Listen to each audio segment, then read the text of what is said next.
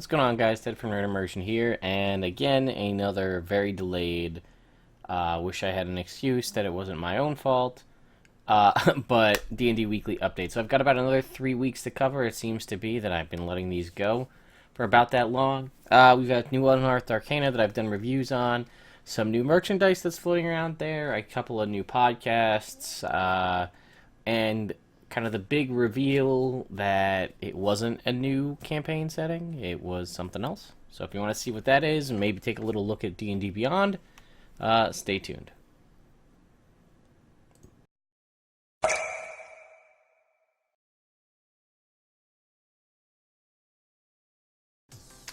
Alright, so let's dive right in. First up, from 3 weeks back here on the 27th, we had a trio of subclasses. Just as a reminder, I've said it in all of the videos, but April is the final month of the weekly Unearthed Arcana releases. They will be going to once a month, possibly twice a month come May, but we've got 2 more weeks to be getting these. You heard it here first. I'm saying a revised feat one, and one that's all about new kinds of equipment, whether it be armor or weapons. That's what I'm calling. We'll see how right I am come tomorrow. But anyway, trio of subclasses was a new monk, the Drunken Master, a new paladin, the Oath of Redemption, and a new ranger, the Monster Slayer. There's reviews here on the channel if you want to see me go into that in depth. D&D Beyond, we've heard about this. This is still in beta phase, which is unlocked. They did add some more stuff about character classes and races. Maybe I'll just do a whole separate video on this, but you can see characters and see information here. Compendium, spells, items, monsters, and the forum. Do we get a lot of feats? We're gonna log in. You know what? I'm not even gonna bother. I'll do a separate video. But remember, it is only things available in the open game license. So if you were to click on a class, it would only let you choose from, I think, one of these subclasses. That's the only way to kind of get that, because that's what's free. So I don't know how much you're going to be able to build your own characters, but we'll see. We Love Fine, I've been talking about this. They have fan designs that you can go ahead and pick to try to get them turned into a shirt. We've got this cool Sugar Skull Beholder, this Tiamat roll initiative with all of the different stats around the outside. I like that a lot, actually. This is Master of Flame. It looks just like a tiefling, maybe a warlock. I don't know if it's a specific tiefling, but agree with Sneaky Little Puka. This would be a pretty sweet poster. The Master is in. Ooh, I like that. With all that, that's nice. Cleric Starter Kit. Chromatic Dragon plushies. Ooh, these could be actual plushies. Ooh, I might want me some of that, actually. Okay. Pop art D20. Party time. And then we're back to the pixelated Storm King. Here we got this. A couple more giants. This is actually pretty nice for a Storm King's Thunder t-shirt. What else we got? Pick your potion, and that's it. Couple of cool ones. I'm gonna actually go in after the video and vote for some of these. I would totally have these. I need all of these. And I super like this one a lot. The Master is in. And even this Tiamat one is pretty nice too. So, anyway, you can check those out at We Love Fine, but there'll be a link in the description. Planescape Torment Enhanced Edition. We saw this kind of happen with, I believe it was just the first Baldur's Gate. Earlier, we had Baldur's Gate Enhanced Edition.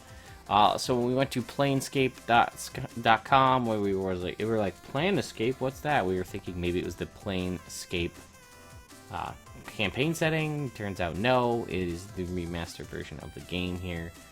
So you can go ahead. It is out now on several different ways to purchase it. So there you go. I am just gonna point you guys to Dungeon Life. I think I already have. This is a fairly new Facebook page, but they have a lot of interviews. It's also a website, but they have a lot of interviews with the folks from Wizards of the Coast. You can see here, back on the 28th, they did a Meet the C Team interview, meeting all the folks behind Acquisitions Incorporated, the C team. And we've seen some stuff about Team Voltron, as they called it, when people get together to work on the D&D stuff. And the most recent one is talking with Mike Mearls and Jeremy Crawford about the latest Unearthed Arcana. I don't know who these people are. They seem to more or less pop out of nowhere in as far as I was concerned. I also don't know how they get access to all of these folks constantly to get all these interviews. But anyway, you should go check it out. There's the interview all about the new Downtime right there. Once and Future Podcast has Chris Perkins on it, episode 150. You can click right here to listen to it. There'll be a link in the description. Did we get a on this episode? Chris Perkins talks game design, his 20 plus years with the company, life as a celeb DM, to Acquisitions Incorporated, my friend Patrick Rothfuss, the history of Dungeons and Dragons, storytelling versus mechanics of gaming, plus all the cool new RPG products and modern ideology of an ever-growing love of a game, including a return to some classic modules and Tales from the Yawning Portal. And you can go ahead and listen to it here or on iTunes or wherever you'd like. So, this, I can't actually find the bracket, but we talked about this in the last one. There is like a Sweet 16 bracket of monster versus monster within Dungeons and Dragons, and after it's finally done, they're going to get down to the last 4. So from 16, this will narrow the field down to 8. The next round of voting takes place between the March 27th, 29th. From 8, this will be narrowed down to 4. After these 2 rounds of voting, we'll then be down to our chosen 4 creatures. Did this already happen and I just missed it? They'll balance with CR balanced versions of themselves. I didn't actually see a post about this. Maybe this happened already? I don't know. But this is already closed. So we can't do that. I wonder if that already happened. 27th, 29th would have been next week. Would have been the first round of voting. Then the next round. So it could have potentially happened. Let's go Wizards of the Coast. Monsters and brackets. Sorry guys, I should have done my research ahead of time. No, I'm not getting anything. I didn't see any notifications for it, so we're gonna say that it didn't happen, but be on the lookout for when it does. Justin Zurin and Kate Irwin on Wizkids Miniatures. They are on Dragontalk podcast. This was 3 weeks ago. Lore You Should Know was all about Chult. So here we've got the president of Wizkids and the art director at D&D. And then we were talking of the jungles of Chult. This could be important to you folks running Hidden Shrine of Tamokoan, however you pronounce it, Tamachan, whatever you want to say, from Tales from the Yawning Portal, as it suggests in there as a way where you would put it if you're adding this dungeon to your Forgotten Realms campaign. The jungles of Chult would be the place to go. After that, we had starter spells. This was really cool. This was a whole bunch of brand new cantrips and first level spells for monster classes. They could also completely shock us and do second and third level spells with another Unearthed Arcana, but I'm thinking they're probably going to sit and let these kind of ruminate for a little while before they start adding more additional spells.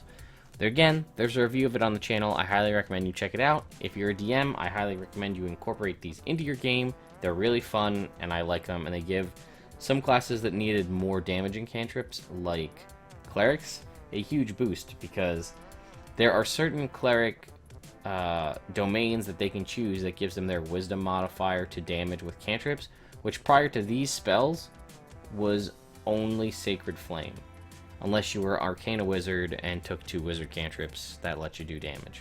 So take a look at that. Chris Avalone and Philip Daigle, they're all about the Planescape Torment Edition here on the Dragontalk podcast from 2 weeks ago.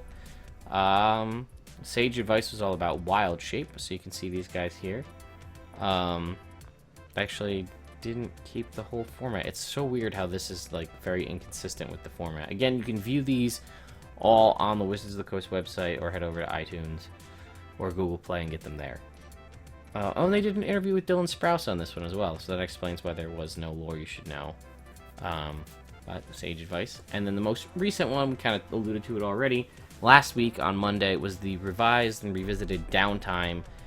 Much needed. I think this is huge. I think this makes it more friendly for home play rather than just Adventure League play. And it splits out some things like carousing and gambling are now two separate things. I don't know. I think this is really good.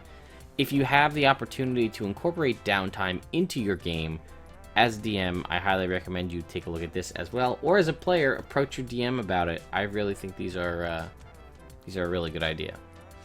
And lastly, we have Mike Mearls was on the Dragontalk podcast last week talking about Tales from the Yawning Portal. And Lore You Should Know was all about Mantor, I can never pronounce his name, and Lathander, two of the deities of the Forgotten Realms. And then again, there's the interview with Mike, and you can scroll down and see. See now, look, they did away with having the host information here. It's so weird. But there's some information on bibliography about the gods if you wanted to look it up, which is kind of nice. Again, you can view that here. So, anyway, guys, that's pretty much it for these past 3 weeks. I'm going to try my best to keep on top of these weekly. I've been trying to edit a lot of videos, plus I've been kind of going solo this week. My wife's been away, so I've been kind of trying to do everything else I can do as much as I can while she's gone, going to the movies and whatnot. But anyway, up top here is the most recent Out of the Abyss. This is from this past Tuesday. You can check this out. Our party leaves the safety of Gauntlgrim to head back into the Underdark with a contingent of Zentarum agents heading towards Manaldirith to find out what they can find out when they get there. This is a city that is kind of split quarters by the Zentarum, the Drow, the Svirfneblin, and the Durgar. So see what happens there. In the middle is our Horde of the most recent Horde of the Dragon Queen game. By the time you see this, it'll be this evening, Monday night, the 17th. We'll be playing it again. This past episode dealt with the party kind of getting used to one another and heading to the nearby town of Scornbell and making their way towards Elturel to meet up with Leosin or Ontharr Froom. And some interesting things happen with pies and all of the female characters in the tub together eating pie, and then there's a unicorn mask, and it just gets... You just gotta watch it. I don't know, I really can't explain too much about it. You just have to see it for yourself. And then down the bottom is our most recent Curse of Strahd campaign, which is the first episode we've ever done live. So we don't play Curse of Strahd too often. We've just had a lot of backlog of recorded videos, which you've seen released over the past 2 or so months. But we finally released up all of the pre-recorded episodes we had and got to have the first ever live episode. So this deals with post running away from Strahd's wedding. The party kind of heads into a nearby town, and then there's a weird fisherman and a captured missing child, and people being burned at the stake. It's very Strahdian. So I highly recommend you check that out, because the next live episode of that, I can tell you the date, is going to be 2 weeks from, I guess, today, or, 2 weeks from yesterday, depending on when you're watching it, April 30th. We will be live right behind me here playing Curse of Strahd. We'll have a 5th player with us here, a special guest player to join the group for the adventure. So come see how that works out. And then again, as always, you can click subscribe right down here. I want to thank everybody for all the more recent subscribes. We broke 1,800 subscribers here on YouTube. I'm very, very proud about that fact. When we hit 2,000, there will be another kind of big giveaway. And the more and more we grow on Twitch, if you guys head and watch us over there doing stuff live, there's going to be a lot more giveaways coming soon. I'm in contact with some folks, so be on the lookout for that. Actually, this past Friday night, we did a stream of a fun indie game called 20XX, which is kind of a Mega Man ripoff, and we gave away a copy of the game during the stream. So, yeah, you never know what we're going to do, so... Anyway, guys, hope you have a great week. Had a lovely Easter, if that is, if you are so inclined. And anyway, I think that'll wrap it up for me, and I'll see you next time.